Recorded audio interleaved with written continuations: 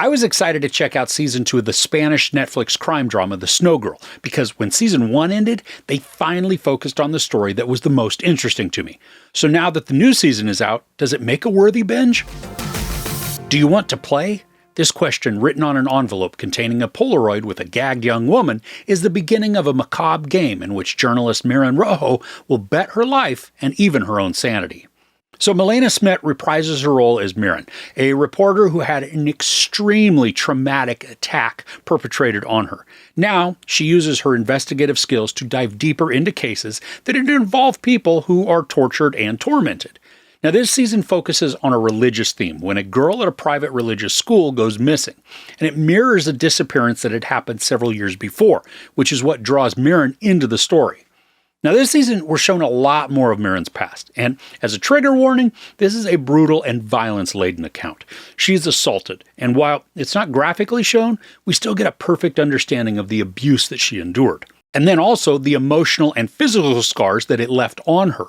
Milena Smith creates Miren to be tough and observant, but still very mournful and mentally battered, many times appearing on the verge of tears or an emotional breakdown, which, I mean, come on, it makes complete sense given her background.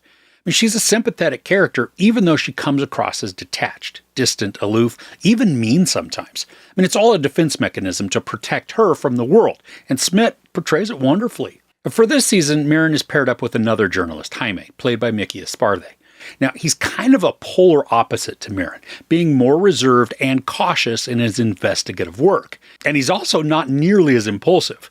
And he's way more patient and compassionate with others, too, making them work dysfunctionally well as a team. And while Jaime isn't always a demonstrative character, he does help to drive the story thanks to his own background and baggage. Now, just like in season 1, this is only 6 episodes, and they're all about 50 minutes. So the show takes its time in examining the clues and chasing down the suspects.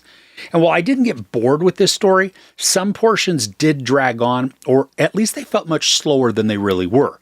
And it's not like I was getting impatient with the plot, but there are sequences that almost feel like the story elements are being retreaded, discussing and examining actions and motives that had already been questioned.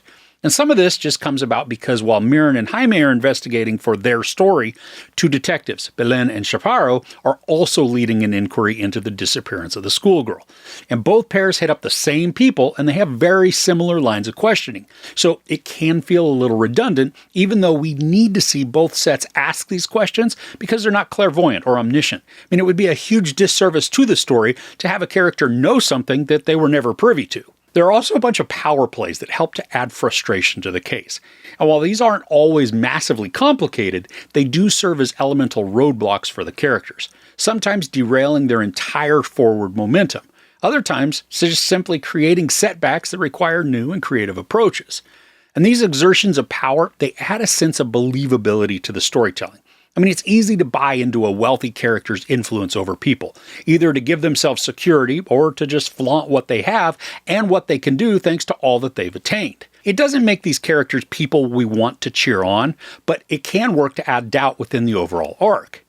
And for as much as the arcs are mysterious and complex, I do think you're going to be able to guess the whodunit portion before the reveal actually comes. Some of it's blatantly telegraphed, but other portions still come across as obvious and not hidden exceptionally well. This didn't really bother me too much because once the reveal comes, we still got a portion of the story that's left to tell. And the sequences, they're nail-biting. And I don't mean to create the notion that the show doesn't have some decent intrigue. We're given a pretty good list of potential suspects, and several of them make sense, making the ride fun as the story goes along. Now, obviously, with the abundance of terrible acts that are discussed and depicted, the show isn't really a happy one. Even when there are moments of reprieve, the overwhelming tone of the show, it's dour and sad. I don't think that's a reason to not watch. The acting is wonderful and the storytelling is immersive. Just know that going in, this isn't going to be a binge that leaves you all joyous and smiling. The story uses music and lighting to effectively create sequences that are disorienting and tense. We'll have pulsing beats mixed with strobing lights that add both an air of energy and unease. And then when that's combined with what a character is experiencing, the visuals we get, they're a little enveloping. Giving us the viewpoint of the character so that we can feel the same confusion they do. And while this isn't an overused technique, when it's appropriate, the effects put us right into the character's body. Now, at the end of the season, it's difficult to tell if they're going to continue with the show or not. We get a conclusion to the case, so if this was the end, it's satisfying. But there's also still more that they can explore, diving more into Miren's past, what she endured, and then the natural course of her own private investigation. I'd be fully on board to see more of the show continue. While the mystery of the missing girl is darkly intriguing, the examination into Miren's life is what captivates me the most, wanting to see her get the justice that she deserves. So overall, Season 2 of The Snow Girl is a brutal focus on how people can be manipulated and taken advantage of simply through the desire to be seen and absolved. Milena Smith continues to exude damaged strength through her tormented character, showcasing extreme resolve despite the numerous demons she must face down through the course of her investigations. And while the story does have a good mystery at its core, some of the elements are more obvious than they should be, and some of the storytelling becomes repetitive thanks to the duplicated lines of inquiry by cops and reporters.